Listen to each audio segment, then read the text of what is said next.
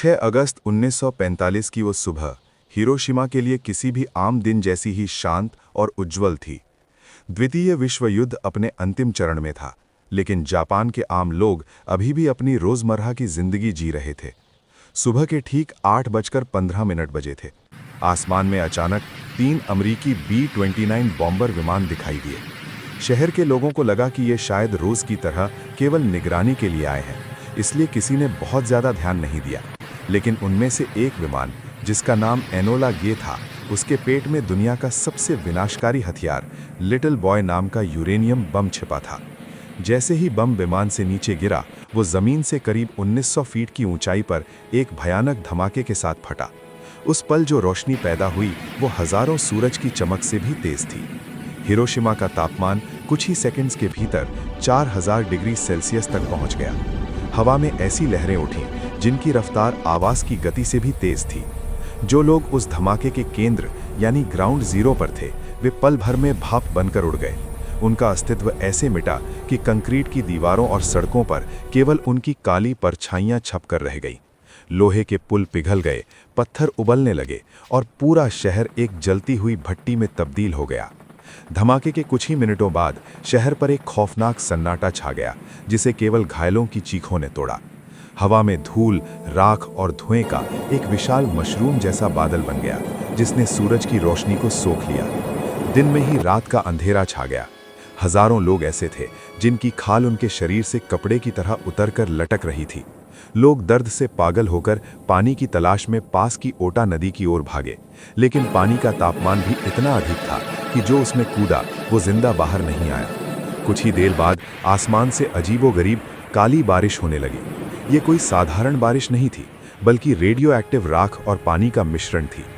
प्यास से तड़पते लोगों ने जैसे ही इस जहरीले पानी को पिया, उनके शरीर के अंदरूनी अंगों ने काम करना बंद कर दिया।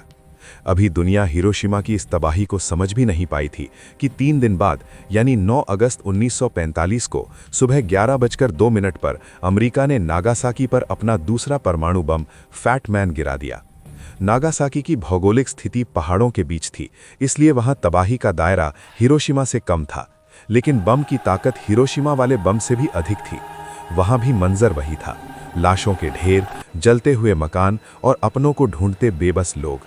इन 2 धमाकों ने जापान की कमर तोड़ दी और 15 अगस्त को जापान के सम्राट हिरोहितो ने बिना शर्त आत्मसमर्पण की घोषणा कर दी।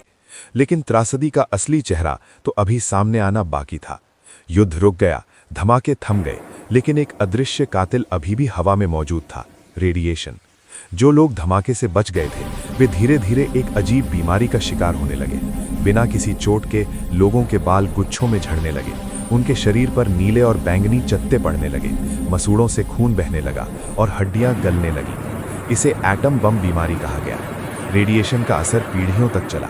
आने वाले सालों में हजारों बच्चे शारीरिक विकलांगता और मानसिक बीमारियों के साथ पैदा हुए। कैंसर और ल्यूकेमिया यानी ब्लड कैंसर ने अगले 50 सालों तक जापान के इन 2 शहरों में अपना कहर बरपाया। इस कहानी का सबसे दर्दनाक हिस्सा सदाको ससाकी नाम की एक छोटी बच्ची की दास्तान है, जो हिरोशिमा हमले के वक्त केवल 2 साल की थी। 10 साल बाद उसे रेडिएशन के कारण कैंसर हो गया। उसने एक जापानी लोक कथा सुनी थी कि अगर वो 1000 कागज के हंस बनाएगी तो उसकी बीमारी ठीक हो जाएगी। उसने अपनी आखिरी सांस तक हार नहीं मानी, लेकिन 644 हंस बनाने के बाद उसकी मौत हो गई। उसकी याद में आज भी हिरोशिमा के पीस पार्क में एक स्मारक है, जहां दुनिया भर से लोग शांति की प्रार्थना के लिए कागज के हंस भेजते हैं। आज हिरोशिमा और नागासाकी आधुनिक शहर बन चुके हैं, लेकिन वहां का पीस मेमोरियल और ए बॉम्ब डोम की खंडहर इमारतें आज भी उस काली सुबह की गवाह है। ये कहानी हमें याद दिलाती है कि युद्ध में जीत चाहे किसी की भी हो, हार हमेशा इंसानियत की होती है। ये 15 मिनट की कहानी केवल इतिहास नहीं, बल्कि आने वाली पीढ़ियों के लिए एक चेतावनी है कि परमाणु हथियारों का अंत ही इस दुनिया को बचाने का